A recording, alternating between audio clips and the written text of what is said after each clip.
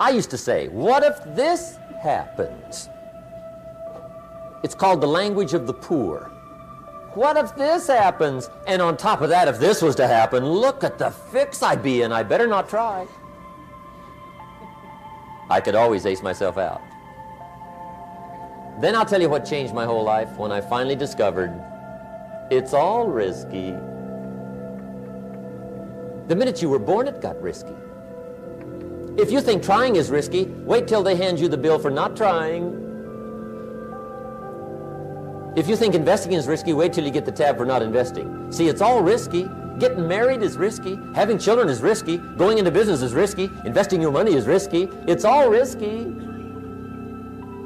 I'll tell you how risky life is. You're not going to get out alive. That's risky. The Englishman says, well, if that's the way it's going to work out, let's give it a go. Right, that's what it's for. Give it a go.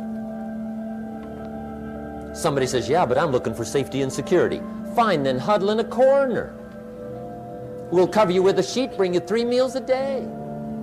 And we'll protect you, feed you, look after you, care for you. We won't let anything happen to you, and you'll probably live to be 100. The guy said, well, yeah, I'd live to be 100. But what a way to live.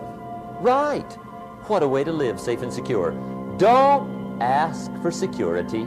Ask for adventure. Better to live 30 years full of adventure than 100 years safe in the corner. And see, it's not important how long you live. What's important is how you live.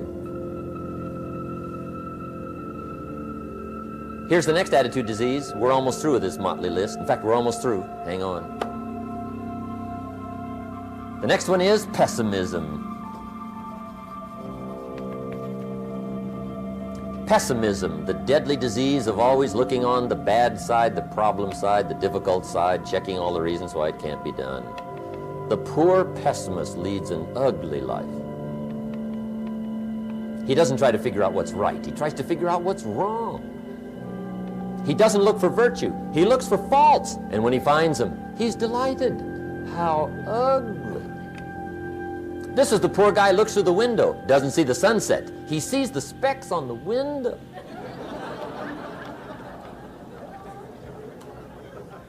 And this is the poor guy, right, who rushes up, takes such leave of his senses. This guy rushes up and he says, I've got 5 good reasons why it won't work. He's so dumb he doesn't know all he needs 1. He's got 5.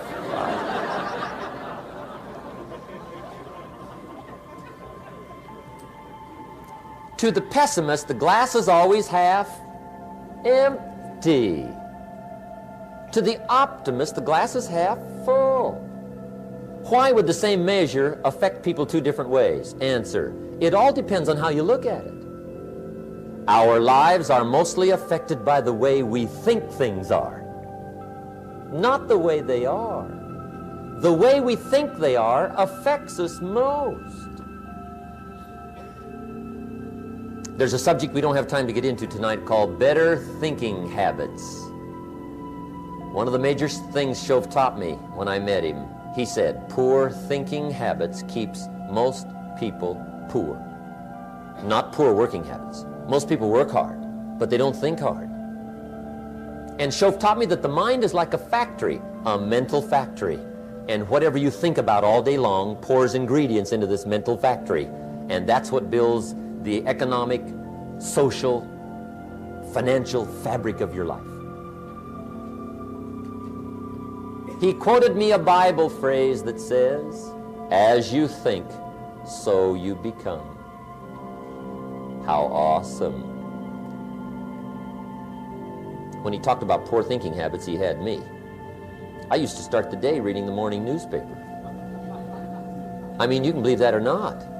I'd get a cup of coffee and read the paper. I'd load up on wars and riots and murders and stabbings and killings and bank robberies and muggings and car wrecks and tragedies. I'd even read the back pages. I seem to like that stuff for some weird reason. I'd load up on all that, and then I'd start the day. You can imagine the kind of days I used to have. You walk around on your financial knees. They call you economic peewee.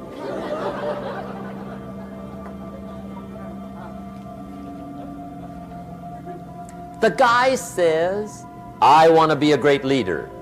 Wonderful. The first thing we do is follow him to his house. When we get there, we walk in and check his library, number one. Somebody says, well, why check his library?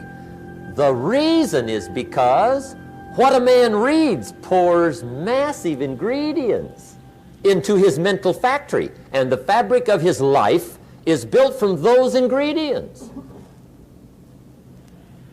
You would not believe what some people have got in their house to read. You would not believe. One of the best dressed up words I know for a lot of it is trash. Can you imagine dumping a barrel of trash into this mental factory every day and coming out with a rich, dynamic, positive life? It can't be done.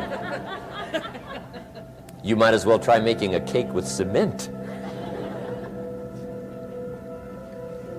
The kids back in Danbury, Connecticut, high school, they're asking me questions one day. I'm talking to the kids. Kids got good questions these days. One of them said to me, Mr. Rohn, how do you build the good life? I said, it's simple. It's not easy, but it's simple. Here's how you build anything. Select the right ingredients, keep out the wrong ingredients, and it starts with thought. Everything starts with thought. So you must be wise and careful what you think about, because that starts everything. You got to be wise and careful. I asked the kids, what would happen if somebody dropped sugar in my coffee? They said, well, you'd be okay. I said, what if somebody dropped strychnine in my coffee? They said, well, you'd be dead. I said, correct. Lesson 1. Life is both sugar and strychnine. You gotta be careful. I said, what if my worst enemy drops in the sugar? They said, will you be okay? I said, what if my best friend, even by accident, drops in the strychnine? They said, well, you'd be dead. I said, correct. Lesson 2, watch your coffee.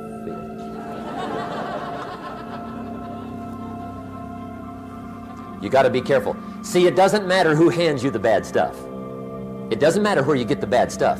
It'll still do its damage on your bank account, wherever you get it.